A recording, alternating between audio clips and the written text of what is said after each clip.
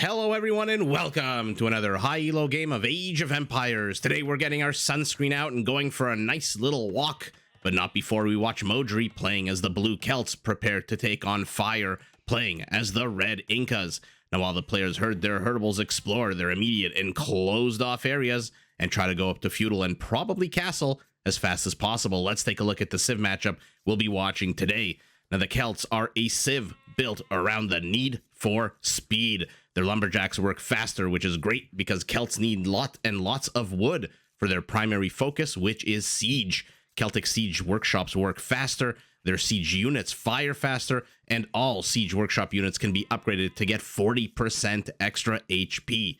Now coming back to the need for speed, Celtic infantry move faster than normal. Starting in Feudal Age, their castles and towers can be upgraded to attack 33% faster, and their unique unit, the Woad Raider, is the second fastest infantry unit in the game, after, of course, the elite Eagle Warrior with Squires, and comes with a good HP and strong attack.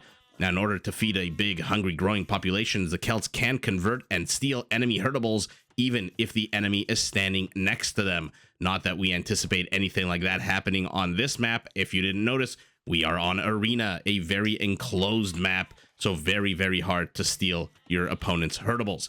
Now, the Incas, what I like to call the quintessential counter-civilization.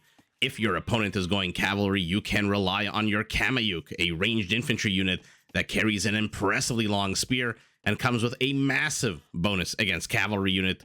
If your opponent is going infantry, you can rely on their other unique unit, the Slinger. This is an archer unit that comes with a big attack bonus against infantry and which can be upgraded to have a extra small attack boost. Now, if your opponent is going ranged units like archers, the Incas can rely on their skirmishers, which not only get all archery range, blacksmith, and university upgrades, but can also be upgraded to have no minimum range at all, which takes away one of the biggest weaknesses of skirmishers. Now, on the field of battle, to make their army even tankier, the Incas can upgrade their Kamayuks, their slingers, and their elite and regular Eagle Warriors to get extra melee and pierce armor. Now, economically, to help you build and support your military-industrial complex, certain military units cost less and less food as the game goes on, from 15% off in Dark Age, all the way up to 30% less food in Imperial. The Incas also start the game with a free llama, which may not sound like much, but it is 100 extra food and an extra unit that you can use to scout around the map. Not that relevant on an enclosed map like Arena, but more so on an open map like Arabia. Now, Incan buildings also cost 15% less stone, their houses support 10 population instead of the usual 5, and their villagers are harder to raid as the game goes on because starting in Castle Age, they benefit from infantry blacksmith upgrades, and by the way, the Incas get all infantry blacksmith upgrades. So those are our two civilizations at the moment. Both players sitting on the exact same civilian population, both players sitting on the exact same military population. Let's take a look at their bases and see if anyone is any particularly advantaged or disadvantaged. Fire, his primary gold, nice and secure in the back. Secondary gold, not too close to the wall portion of his base. In Arena, it's very important. I mean, it's important, but obviously it's all just part of the luck of the draw not to have your primary or secondary resources anywhere close to the gates, the walls, because then your enemy can besiege them from the outside. Primary stone, nice and secure in the back. Our Celt primary gold, a little bit exposed, although we'll see how bad this is for him as the game progresses. Primary stone also in a forward-facing position with a very, very, very angry sheep guarding it against any kind of malfeasance. Secondary gold, nice and secure in the back. Let's take a look at where their outer resources are, because in Arena, everyone generally has one patch of stone, one patch of gold outside of their bases. Red's resources outside are pretty damn close to his gates, which makes them a little bit easier to mine. Celt, also the exact same thing. So both players here sitting at roughly the exact same luck of the draw. Let's put it like that. If you're not familiar with Arena, big old flat piece of land, 5 relics, and generally the players delete their backwards facing gate. Not too sure exactly what the logic is behind it, but Fire choosing for now to keep his up. Modri has already deleted the one that he started the game with. Now, my opinion of the map Arena, first of all, take a look.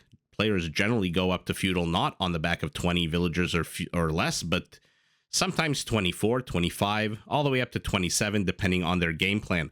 But generally, my experience with Arena, there are 5 relics, as I mentioned. Sorry, I had to adjust my I had to adjust my keyboard in case you heard a clang and a bang a few seconds ago.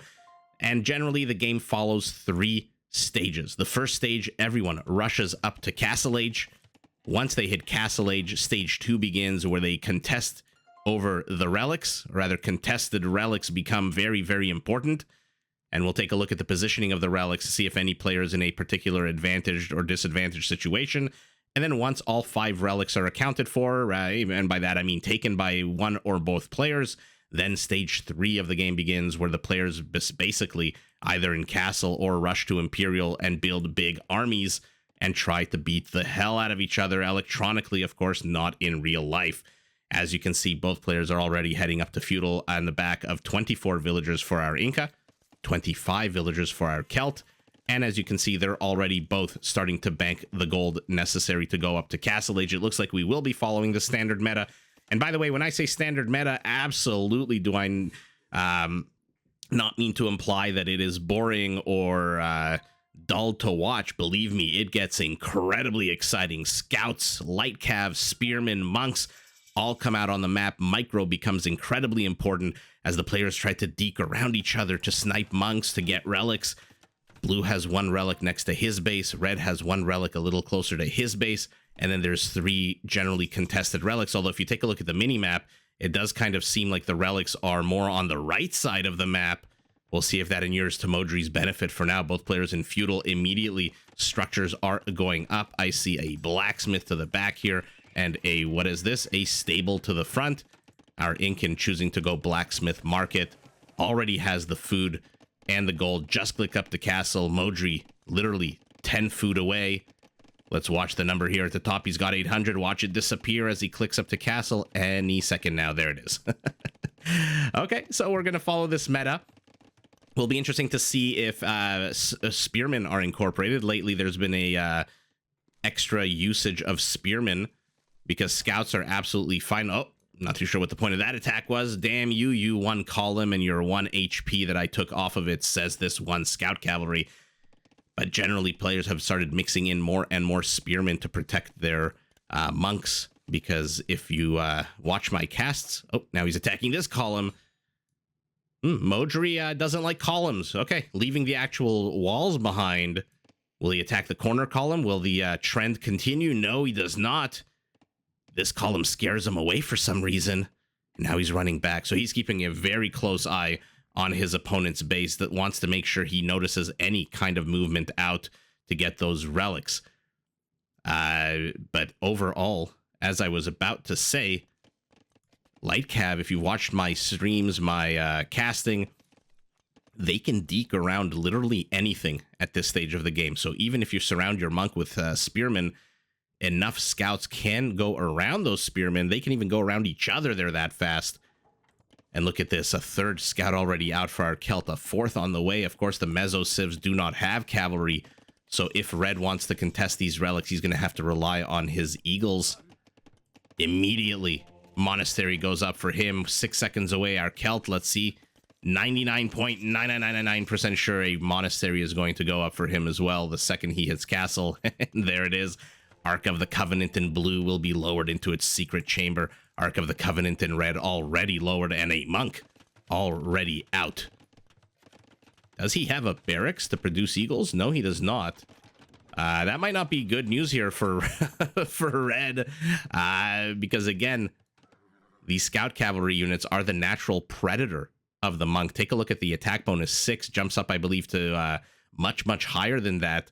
Once a light cav upgrade is researched, we'll see if that happens this game or whether our Celt will rely solely on his scout cavalry. A extra town center to the top and extra town center to the bottom for our Incan. Our Celt, as we just saw, just getting the 1 extra town center and the light cavalry upgrade as well. So we'll take a look at the attack bonus and watch it go up, up, up the second he gets that unit. I'm not too sure what Fire's game plan is here, to be honest. Going monks is fine, but these are not Aztec monks where the HP goes up whenever you research a technology. Look at it jump to 10 now. Goes even higher with hussars and goes even higher and higher the more different units come out on the field. A third town center also nice and secure in the back. Interesting that neither player took a town center that's directly close to their scarcer resources, choosing instead to build town centers closer to their wood lines. And take a look at the minimap. Literally blue dots only. 2 monks going to the south, 4 light cav roaming around the map. And I guess Modri is just ceding control of the relics right now. This eagle is going to discover something. He's going to discover the 2 light cav. He's got to back away. Unupgraded eagle scout, not even a warrior yet. Does manage to get one of the light cav. Oh, look at the sandwich attempt here by Modri. Has to disengage, otherwise he's going to lose one of these cavalry units. Fantastic play out of Fire, but again, a little bit confused about the build here.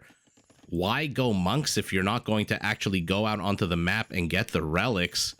So far, 2 of the white dots on the map have disappeared. 1 monk already carrying a relic home, another very slow-moving dot.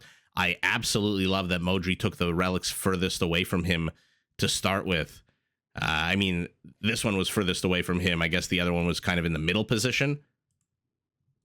But why the heck not? Your opponent is not out on the map at all. His eagle dies, and so does Fire's entire army supply, except for those 2 monks. And now he's building 2 barracks. But by the time these barracks finish, it's going to be 3 relics to none. And light cav are out on the field. I was wondering what these unknown 38, 39, I suspect it has to do with the April patch and capture age needing to catch up a little bit in terms of the metrics that it shows on the actual screen that we're watching, on the UI, the user interface. Monk moving out to get the 4th relic, and looks like a monk getting the 5th. Okay, so Fire has ceded entire control of the relics here, all 5 of them to the Celt. I mean, if your opponent is the Celts, and you're playing a Meso Civ without cavalry, and you suspect perhaps, maybe, just maybe, there's going to be siege units out on the map, you might want to contest the relic taking. You don't want all 5 relics falling into the hands of your opponent, although it looks like that's exactly what's about to happen. The 4th relic already safe inside the settlement, the 5th heading out, rather heading in. What are you? Another barracks. Okay, at the same time, Fire getting economic upgrades, wheelbarrow on the back of 64 villagers, gold mining upgrades, wheelbarrow also for Modri on the back of 63. So villager count is identical, military supply identical as well. Monks 3 to 2, 3 light cav to 4 eagle. Are they scouts or warriors? I don't think he upgraded them. I think they're still just scouts, yeah. Fire reinforcing his base. I absolutely love this move on Arena to build a bunch of houses to support those stone walls. Cavalry +2 attack. So this scout has to be careful. 5 scouts hot on his tail, now finally getting the first armor upgrade and a spearman, but there's no more relics out on the map. Modri has collected all 5 relics. 1, 2, 3, 4, 5. And this is the moment Red chooses to go out onto the map with 3 monks. Not too sure this is the right move here, but in any event, we'll see how it works out. He's got 2 spearmen who stopped halfway. A house being built in the middle of the map by 2 villagers. I mean, Fire has allocated 8 villagers to stone. He's sitting at about 500 stone, so we know what that means. It's not a matter of if he's going to build a castle, but when and where. Look at that. 1 scout cavalry, rather light cavalry, managed to get 2 monks and severely damage a 3rd. Man, are they hard to stop. Although, take a look at that. Loses one of his own. Okay, I said a castle. Instead, it is a siege workshop. You guys are still just Eagle Scouts. And there we go, a siege workshop for our Celt as well. Okay, so I'm not too sure what to make of this build out of fire. I thought perhaps, you know, I'm trying to go through my thought process with you guys, and maybe you'll agree, disagree. Let me know in the comments. I thought perhaps he had given up control of the relics. There it is. There's that castle. I thought maybe he gave up control of those relics so that he could get positioning out on the map. But if that was the case, this castle should have gone up about, what, 5 minutes ago? And not right now. Converted Eagle Scout. We have our first Celtic Eagle Scout on the map, and our Celt is already going up to Imperial. Random villager out on the map. All alone in the middle of this flat piece of land here. Counter castle for blue. He hasn't seen, by the way, the Incan castle, but he sees the siege workshop. But now is not the time for Modri to move out onto the map. He's still a minute away from Imperial. Does not want to jeopardize, doesn't want to invest any additional resources in, if he doesn't have to. Okay, 3 archery ranges. Remember, I said if you want to counter infantry, which the Celts very much are, an infantry civilization with their Woad Raiders, you definitely want some slingers. Let's see if we see Woad Raiders. And there, okay. Yes, we see Woad Raiders. And hopefully we get to see some slingers. I see one on the production tab already. Okay. But like I said, this center position here, maybe about 5 minutes too late. Modri hits Imperial a minute, about 2 minutes away is our Incan getting redemption. So he wants to be able to convert siege units. He wants to be able to convert buildings if he can. A very interesting gate here. Why the hell not? Your opponent isn't putting any kind of pressure on you at the moment. So build yourself an extra avenue of exit from your base. Villager will die. Yes, there she goes. That being said, I do love Fire's vision on the map. Look at this. He sees everything in the center of the map. To the south, not so much. Modri, take a look at this. If not for these Woad Raiders, he would see nothing. We'll see how long this outpost lasts for him. But 45 seconds away from Imperial is Fire. Army supply 20 to 6, villager population basically 5% apart. 110 for our Celt, 103 for our Inca. Does our Inca see that Modri is going pure infantry at the moment? I wonder if he sees, I mean, he sees it now because it's attacking him, but I wonder if he saw this onager earlier, if he saw these Woad Raiders. There's still only just 3 Woad Raiders, and he's going up to how many? 9 slingers. Range on them, not great. 7 to the, probably 8 of the onager. But what he does have is eagles who take a shot to the face. That is sour. That is very sour. If you guys aren't aware, we do daily live streams, or we try to do daily live streams on this channel. And during the last few days, we have been talking about the April patch because, of course, why the hell not? It's the biggest change in Age of Empires in the recent past. And we were talking about the Incas very much. And their weakness against siege, especially civilizations that have very strong siege like the Celts. By the way, what the hell is this one villager doing? It's still out on the middle of the map. Get to work. Slingers shelling away at these trebs.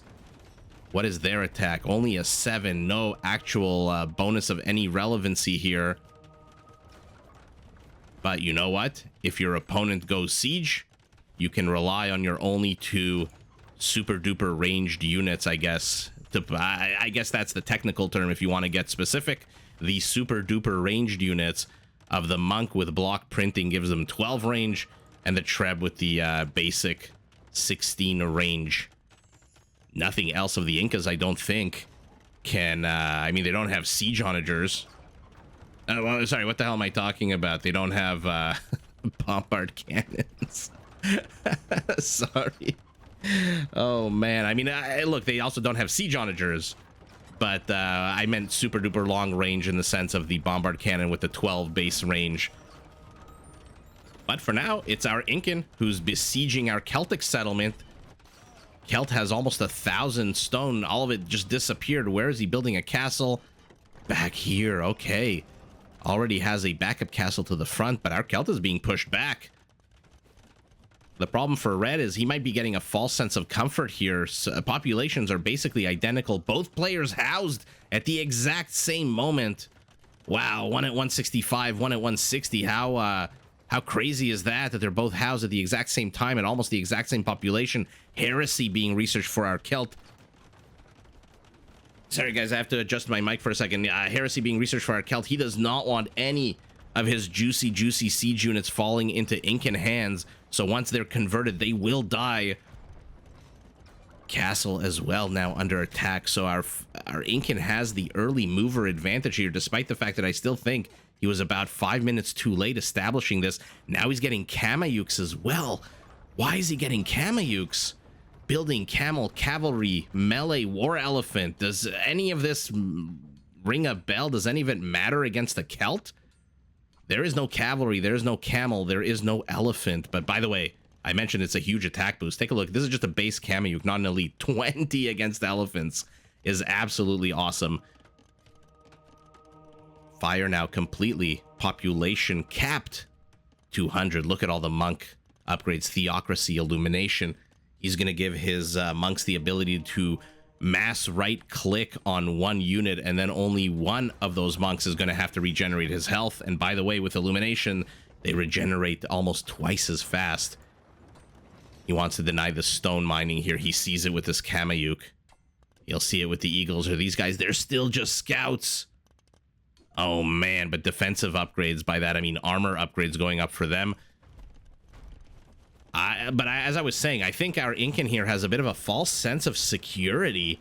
He's pushing in. Our Celt, look at this. He's wedged. There's no room for him to expand anywhere into. But believe me, if there's a civ here that can jump out like a jack-in-the-box, it's these super fast Woad Raiders. Take a look at that. 1.4 basically movement speed. Kamayuks are going to come in. Remember, they're not exactly the strongest. They don't get the biggest bonus against them. But they can attack one behind the other because they do come with ranged, and the Woad Raiders are doing exactly what they're supposed to, which is tank for these massive onagers, not yet siege onagers. We'll see if he invests the resource to get those upgrade those rather. And look at the base attack, a 7 against a 14. And a +3 attack against Eagle Warriors, because literally anything and everything on this map in this game comes with a attack bonus against Eagle Warriors. By the way, if you're not familiar with it, boars also come with an attack bonus against Eagle Warriors. Look at this, expanding into this little tiny pocket here. Red has a lot more room to expand. Civilian population's identical at 148 and 145 army supply. Our Celt needs to get the numbers up, but look at this, 11 onagers on the production tab. Let's take a look at the bonus on against infantry, +10. But this is something you do not want to do when playing against the Celts with onagers out. You do not want to clump your trebs. Oh no, oh no, oh my goodness. Balls raining from the sky. Oh, and that's exactly why I said you don't want to clump your frickin' trebs against the Celts. But what a fantastic display of these slingers. Oh, he's got to be so freaking careful. Oh, he's got to be so careful. Oh my god, he's down to only 18 for some reason. Kamayuks. I think he wants a meat shield. But I don't know if a meat shield's the right way to go here. What's the movement speed? 1.1 to the, as we saw, 1.38. I'm trying to click on a freaking Woad Raider. 1.38 of the elite Woad Raider. But look at this. Incan monks. I don't know why he's not converting with the monks. All of them. Oh my god, that was so sour. That is so sour. Oh my god. Oh, oh, some of the most disgusting shots we've seen in this game. Clumps of monks, clumps of slingers. I mean, the good news for Red is he's managed to dislodge blue from these resources, and he has full and total map control right now. I'm going to zoom out. Apologies to anyone on a smaller screen. Look at Red's map control. This is his vision. Look at Blue's vision. If not for these few Woad Raiders, which are going to die in a second, he's going to see absolutely nothing. Oh, but he's moving out. And this is what I was talking about, that false sense of security. Oh my god, for the Inca. Oh my goodness, he's got to be so careful. He is just losing way too much of these attack rounds, and these monks are not being used at all. One of them is converting. Why the hell did you research theocracy if you're not going to convert with multiple monks? Kameyuk's poking and prodding will get a treb, but that Incan castle... Oh, no, they don't even get a treb, but they lose their castle.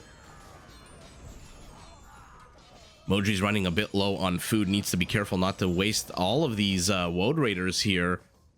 They're not exactly the cheapest when it comes to food, 65 food. And remember, the Incas lately with the April patch, a whole bunch of their units now get a food discount. I'm talking militia line units, spearmen, eagles, skirmishers, slingers, Kameyuks, and then a few of those team bonus units like Genitors and Condottieri, etc. Interestingly enough, Shallots also get what's it called? The food discount now in Imperial, 30% off. Shallots basically knights when the Incan monks with redemption convert as stables. Where is his stables? I thought he built a stable earlier. I guess the Treb knocked it down, but oh my god. These freaking... How many kills on these onagers, by the way? Oh, it can't be one. Oh, yeah, okay, he's been converting them and they've been dying because of heresy. But, what was I about to say? Yeah, so when the Incan monk converts a stable, they can build a Xolotl, I believe it's pronounced. X-O-L-O-T-L. X-O-L-O-T-L, yes, is the way you spell it, but I believe the X is a soft sh sound. And this is what I was talking about, guys. False sense of security. Our Inca had our Celts surrounded literally 10 minutes ago, and now he is very much doubled. He is very much in trouble, and he needs to very much be careful here. I don't know why he's continuing to go into Kameyuks. I mean, I know that the the elite woads come with a nice +3 attack against the Eagle Warriors. Oh my god! Oh, that was disgusting. Let's see that again. Oh, I'm glad we caught that on camera. Oh, I hate rewinding games mid-game, but yikes. Literally flattened. Oh my goodness, what a disgusting shot there by our Celt. And as I was saying, even though the Woad Raiders get an attack bonus against Eagles, I think right now you need speed. You absolutely need speed. I mean, the Incas don't have supplies, so they don't have the fastest Eagle Warriors in the game, but they're still definitely faster than 1.1, I'll tell you that. Fire here has collapsed. His army supply is less than half. Modri in such a good economic position. He's deciding to invest in siege onagers at the moment. Our Inca continuing to go monks and slingers. The problem is, again, he's not using his monks. Why the hell did he get theocracy if he's not going to take these 4 and right click on one of these onagers? They do outrange them by 3, I believe. Yeah, 9 to 12. Okay, here we go. I see 3 sniper lines on, but it's on 4 different onagers. Slingers moving in. I mean, they kill Woad Raiders incredibly fast.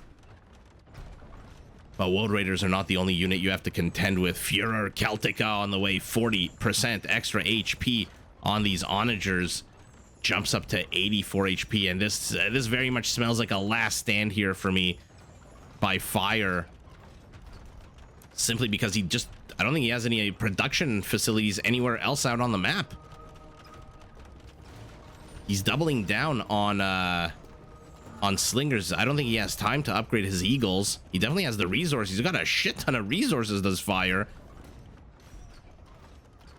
What's happening down here, by the way? Okay, just a defunct mining camp. And look at Blue trying to bait the slingers into stopping and attacking so these onagers can catch them. Oh no! Oh no! Oh no! That was disgusting. Woad Raider mission accomplished. Brilliant move here by Blue. Throw 4 or 5 Woad Raiders at them, hoping that they'll stop and attack. So look at this. The siege is moving forward. What he's hoping for is happening. These, instead of running away, because, by the way, he sees the onagers. Instead of running away, he stopped to attack a bunch of times. And because he stopped to attack these onagers, even though they're moving at an incredibly lightning fast 0.6 speed, were able to catch up. These guys also don't move very fast. 0.96. Can you imagine if these were Mongol siege onagers with drill? Oh, that would just be disgusting. They would basically move as fast as these slingers. But man, what a fun game did we get to see. Finally, we got to see slingers in action. You don't really see them that often in big clumps. And look at that, right as the Eagle Warrior upgrade finishes. But this is what I was talking about. That defense here really had the how do I put this? The feeling of a last stand. Because again, now look at this. His base is open. There's no military here. There's 3 barracks.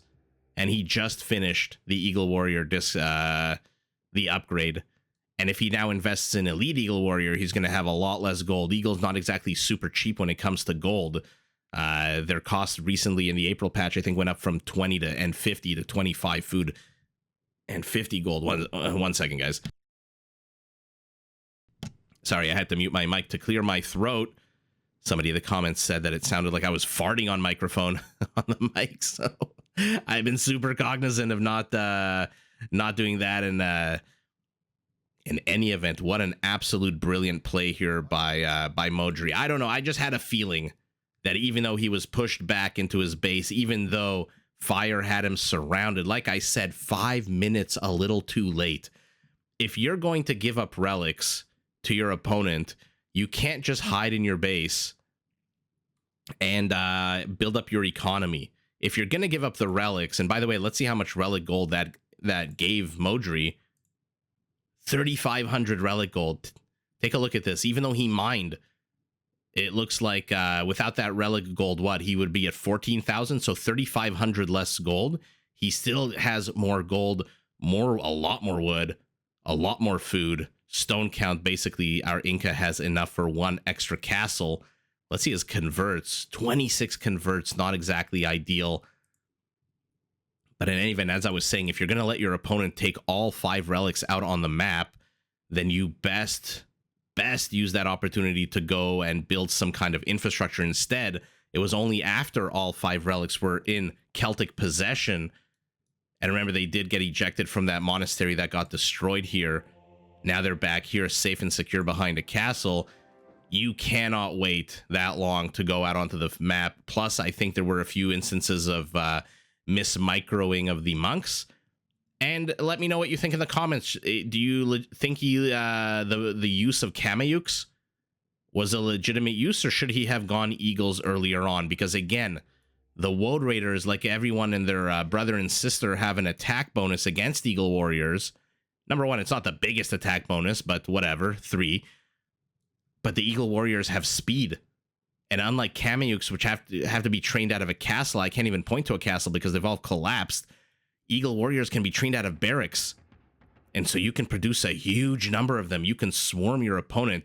I'm not sure that you really need, what was he at, 145 or so villagers? But what a super duper fun game. I just something told me that Fire was going to have a false sense of security besieging our Celtic base. And even though our Celt was pushed back, and as we saw, completely condensed into the back of his base, just the use of those onagers went completely uncontested. Completely uncontested. He's attacking them with villagers now. This he should have done 20 minutes ago when the onagers first came out. This he should have done with eagles, who are super fast, hit and run, throw them away. Instead, he tried to do it with Kamayuks that move ridiculously slow. We saw that attack round here or somewhere here, where he lost 3 or 4 Kamayuks, then started losing slingers, and then he fell for the trap that Modri set when he sent those 4 slingers here, and he attacked, I think, 3 or 4 times, and that pause, that brief split-second pause, allowed Modri's incredibly slow-moving onagers to catch up and get those shots off. 1, 2, 3, 4, 5, 6, 7, 8, 9, 10 dead slingers for literally, 2 Woad Raiders? Not a trade that Fire should have taken, but wow, what a fun game. What an absolute bonkers game, and I love to see slingers. You don't really see them that often with the Incas, just because, again, with the Fabric Shields upgrade, you do have extra melee, extra pierce on your Eagles and on your Kamayuks and things like that. And plus, we could have also seen Siege out of our Inca. But in any event, Fire's game plan here to go heavy on the slingers. First of all, good game sense to know that your opponent is going to, or at least, I don't think he knows, but suspect that your opponent is going to go Woad Raiders in their blue pantaloons and their long unkempt hair. Man, if my hair grew this long, my wife would probably just point a gun at me and say, go get a haircut. And if I wore these blue pants, I don't know. Well, I wonder what her reaction would be. But in any event, by the way, do they have tattoos on their upper right shoulders, on both shoulders? I never noticed that. Oh, you notice something new in Age of Empires every time. What an absolute fun little thing to notice that the Woad Raiders, I mean, look at this guy's arm. He's obviously covered in tats. I think Woad is is that not the color of the, or the substance that they used to cover themselves in? In any event. Sorry, guys. As you know, I digress. I interrupt myself about 7 times a minute here. But yes, good game sense out of Fire to go slingers. Unfortunately for him, I think, again, just 5 minutes too late. If that infrastructure by him, if that castle, the monastery, the archery ranges were here just a little earlier, maybe he could have done a bit more damage, and that damage could have been game-ending. Instead, he just got 2 castles, a few other structures like the monastery, and I think the stables as well. And ultimately, that was just not enough damage. Our Celt explodes with Woad Raiders, with siege onagers, although they were just basic onagers then, gets the big W, but GG to both players. Did you enjoy this video? Check out these other clips and make sure to subscribe and enable notifications so that you're notified of my latest uploads.